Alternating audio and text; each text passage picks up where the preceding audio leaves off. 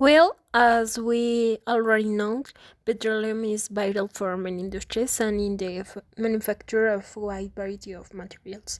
It accounts for a large percentage of the world's energy consumption and is therefore a fundamental concern for many nations, obviously. And for this, the current presentation provides a general introduction to the petroleum industry. Well, I will start with the terminology, of which there are some terms that I would like to explain. The first one is oil. There are many types of oils. For example, we have oils that we use for cooking or oils that we use for taking sun. And some of these oils come from different types of animals and plants. But the oil referred in the petroleum industry is derived from rocks within the air. The next term is hydrocarbons. It refers to the chemical makeup of petroleum, and it is a compound made up of atoms of hydrogen and carbon. Also, hydrocarbons can combine in various ways to form many different compounds. They can form solids, such as the asphalt that is used to pave roads, liquids such as conventional liquid petroleum, and gases such as natural gas. And finally, the term crude refers to oil in unrefined state, that is to say, oil as it comes off the ground. And this crude oil must be transported to a refinery to be separated into components such as gasoline, fuel, etc., before it can be used by consumer.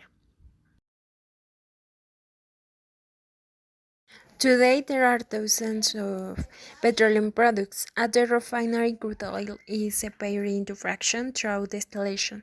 Some of these fractions through simple thawing and are converted to final petroleum products at the refinery.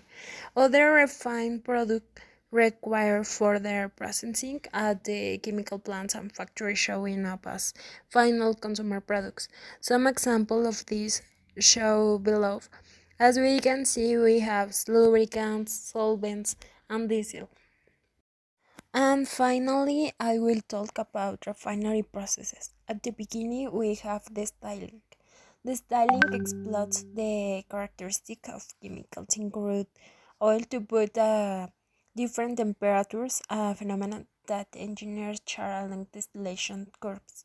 The next step is the cracking. The term cracking comes from the process of breaking up long hydrocarbon molecules into smaller, more useful molecules.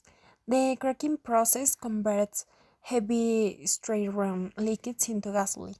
There are multiple versions of cracking process and refiners use the process extensively.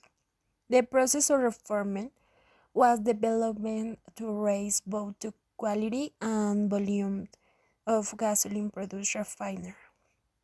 The tracking process removes these chemicals by binding them with hydrogen, absorbing them in separate columns, or adding acids to remove them to record these molecules and then sold to other industries.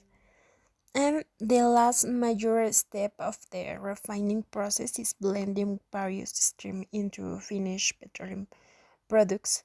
The various grades of motors fuels are blends of different streams or fractions, such as reformate, alkylate, cracked gasoline, etc.